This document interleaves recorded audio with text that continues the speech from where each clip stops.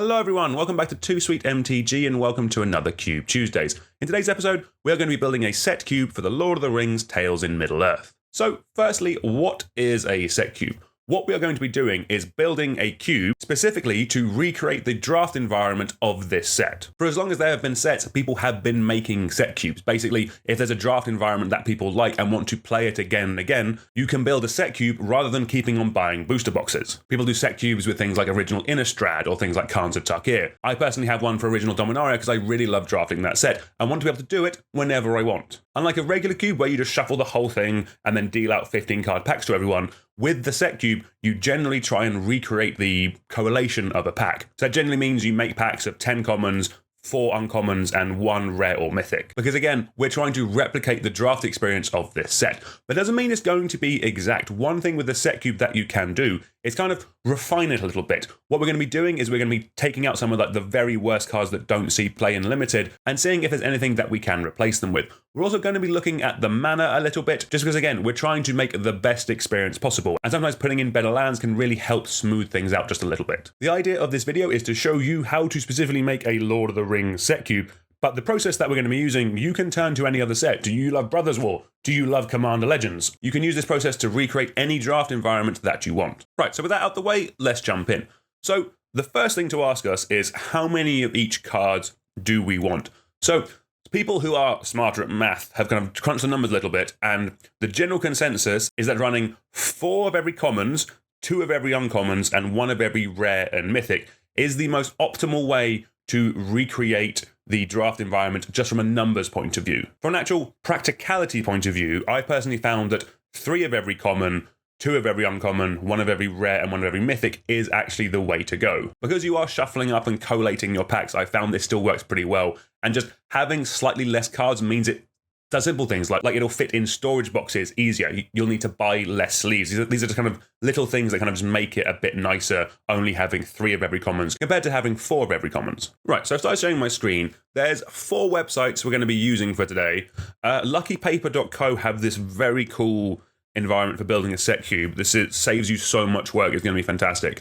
We have Cube Cobra. This is where we're actually going to be hosting our set cube. We have Draft Sim. This is where we are going to get some data from the set to help us cut some of the worst performing cards, again, just to make the draft environment that little bit nicer. And then we have Scryfall, which is just a great tool for helping us find cards that we could possibly going to bring in maybe from the Commander set. So let's start off on LuckyPaper.co. And none of these websites I'm affiliated with in any way. These are just the tools that I use to actually build things myself. So I love this. Before I found this video, I was going to be showing you like Excel, which that doesn't make good content. This is just a nice, easy way. So all the links for these will be down in the description below if you want to do this yourself. But basically, this website has given us the ability to build a set cube. This is where we're going to be getting the raw numbers from. And again, this process you can do for any cube that you want. So firstly, let's click on Build a Set Cube. We're going to type in the set name, which is LTR. We're going to load our setup. And then we're going to adjust our numbers. So what I said earlier, so again, as bog standard, 4 commons, 2 uncommons, 1 rare, 1 mythic, I think is the most optimal, as it were.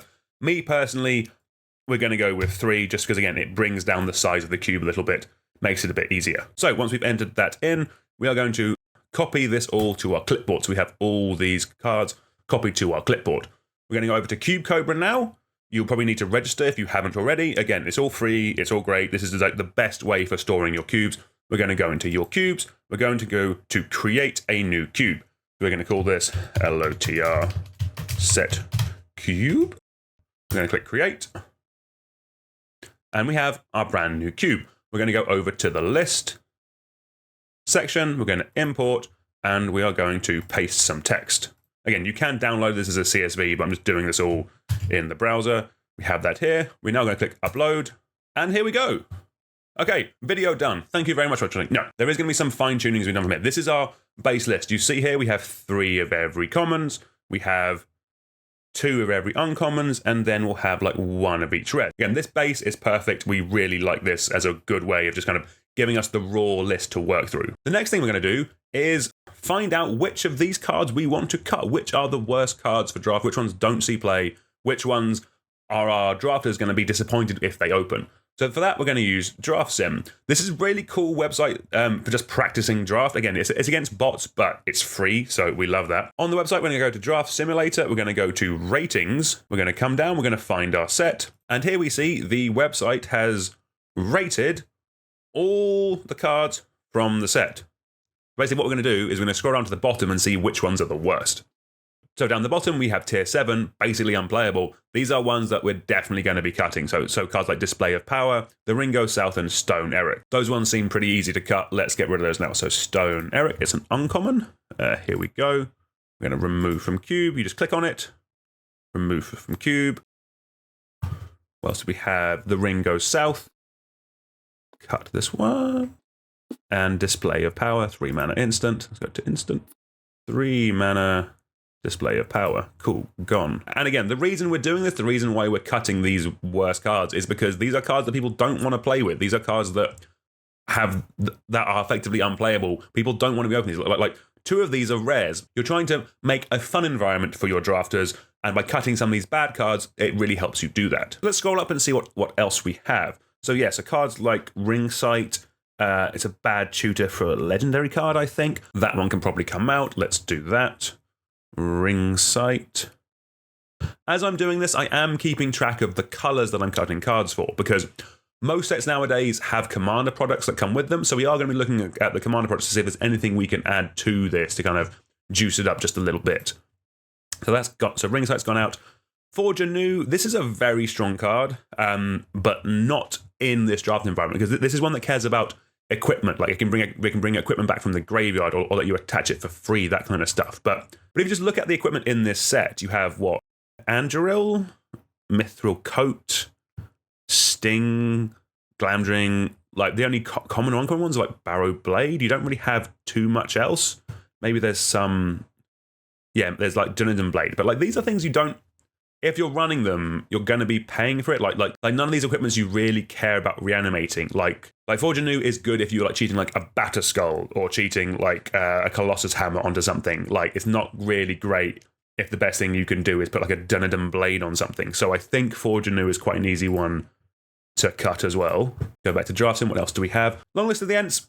Maybe that one can get. So one other thing to think about is that I know that green apparently is quite underpowered in this set, so that might be something we look at when we go to the commander products. You cannot pass.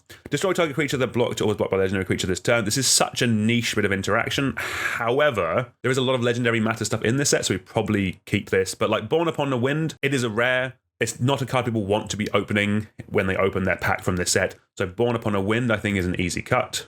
It is a 2 mana instant. Let's get you out of there.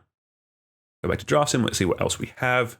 Palantir of Orthanc. I think that one's cool, actually. Within top here, we have some big mana effects. These are probably fine. They're big and splashy. They're probably not great for your win percentage, but they are cool. Tom Bombadil, you are definitely coming out.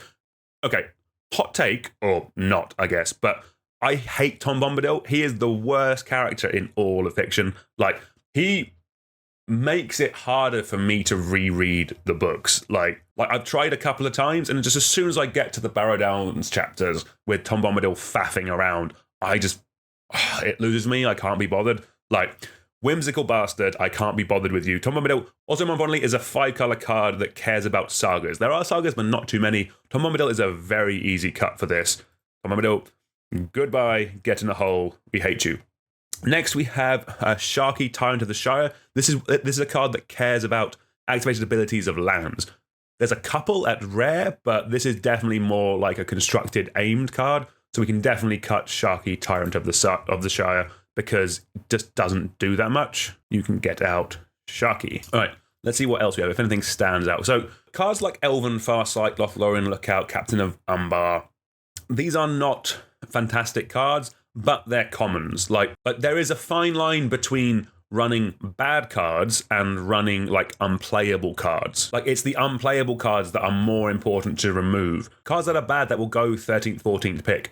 You can't cut all of them because you won't have enough cards for the cube. And that's the thing, to call these cards rarely playable is a bit harsh. Like worst case scenario, Captain of Umbar is a 3 mana 2/3 that is a bad looter. Like it's a creature with an activated ability. That's fine. Like same with Glorfindel. It's a 3 mana 3/2 that has upside. Like this is not an unplayable card. These are all fine. There's definitely an argument for some more expensive ones, like Last March of the End is 8 mana, but it is dumb, it is splashy. Let people live the dream a little bit. I'm just seeing what else we could remove. Like maybe Lost Isle Calling. It is 1 blue for an enchantment that when you scry put a verse counter on it, and then you pay 6 and exile it to draw a card for each verse counter on it. If it had 7 or more verse counters on it, take an extra turn.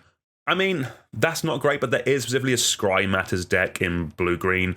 Maybe have it for that, but outside of that, I don't think you need it. I think I'm kind of happy with these cuts. These do seem to be just categorically the worst cards out there. Like, I'm not a big fan of You Cannot Pass, and maybe even Long List to the Ends. Like, flavor-wise, this is fantastic, but in terms of playable, I can see why it would have issues because you do need to get it early. It does nothing late game once you've played your creatures. But that's the semantics between like a bad card and an unplayable card. So personally, I'm kind of happy with this level of cuts. What we are going to do, though, is see what we can add. The first thing we're going to look at is see if we can add any lands, because one thing you will notice with this set is there are no dual lands. Like, the main bits of fixing are, where are they? Like the land cyclers, which I do really love. I do think they are very cool. But generally speaking, adding a cycle of lands to any kind of cube will make it slightly more enjoyable and slightly more consistent. One thing with this cube is that because there are no common or uncommon dual lands in there, it basically means that this set has been designed with like 2 colors in mind. Like at most you can splash a third, but there's no like 3-4 color decks that you see in things like New Capenna or Khans of Tarkir. This is very much meant to be a 2 color set. So I think by adding 1 cycle of lands, we can still make it feel like a 2 color set, but it'll let some players maybe like splash their Aragorn, something like that. It'll make this card slightly playable, or splash their Sauron. Or it'll make like an aggressive Boros deck that little bit more consistent. It's not going to make it a 3-color set, it's just going to make it just a little bit better, and really that's what we're trying to do. So I really like the check lands in cubes like this, and fortunately, some of them are even printed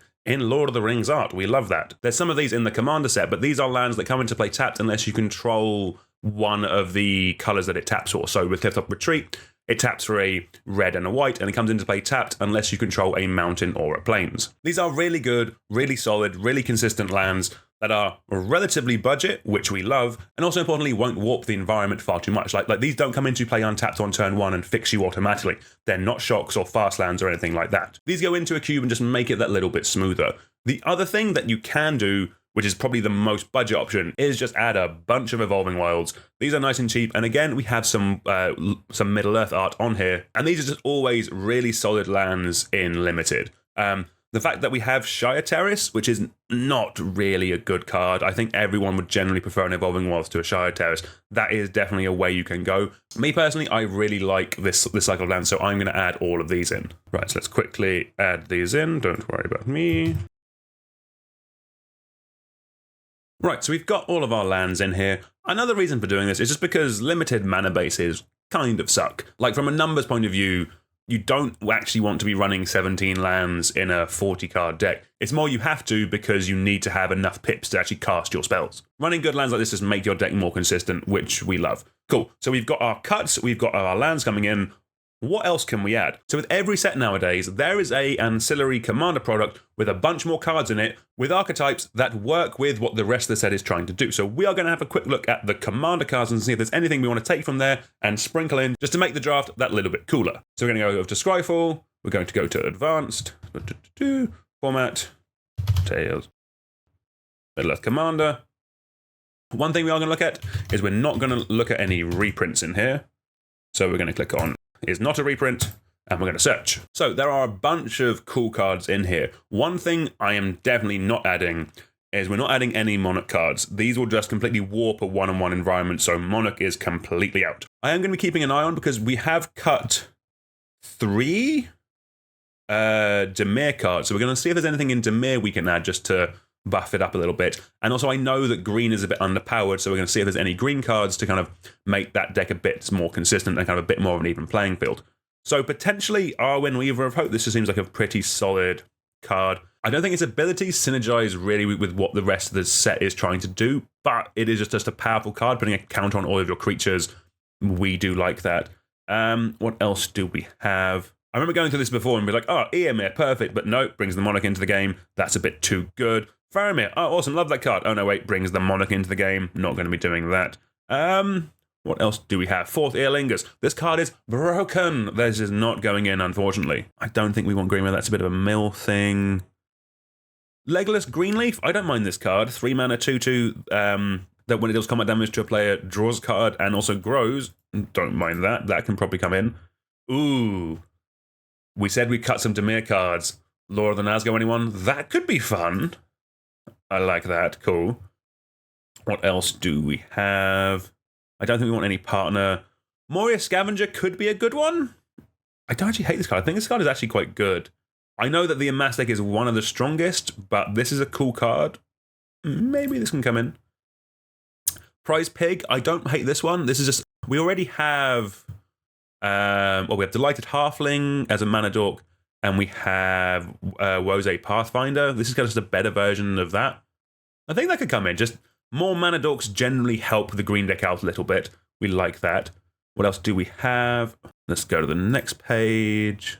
Rise Around is probably fine, but I'm not sure that deck needs that kind of help. Ooh, Windswift Slice could be fun. This is effectively an instant speed punch that makes you a bunch of Elf Warriors. That could be quite good. So I think that's a decent list, actually.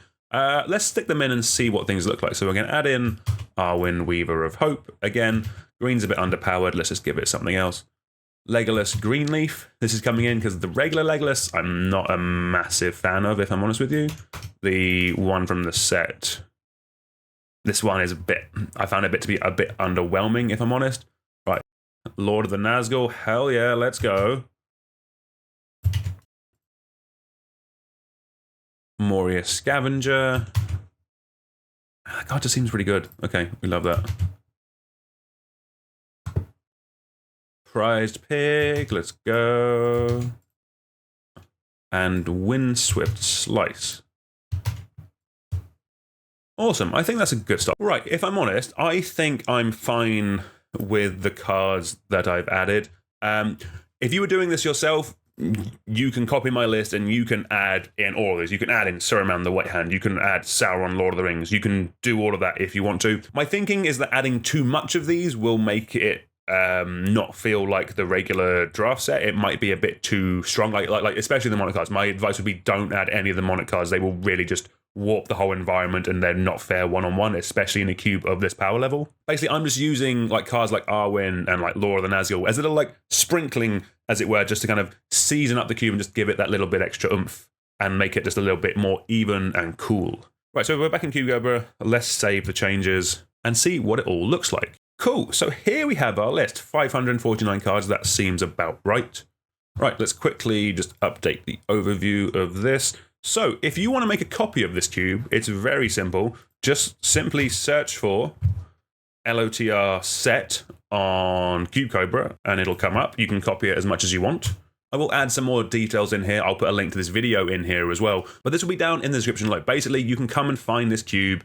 You can, I think you go to the list and you can duplicate it file export, you can clone the cube, and then you can make as much changes to it as you want on your own profile. Really go ham, and also let me know what you've changed, what you've added. It would be cool to see that. So here is our list. I'm pretty happy with this. This seems pretty good. We've added a few cards, but we haven't changed too much. It'll feel like the set, but it'll just play a bit smoother. We've removed some of the worst cards that aren't playable. We've added the land, we've added a bit of fixing while not changing it too much. I'm pretty happy with this.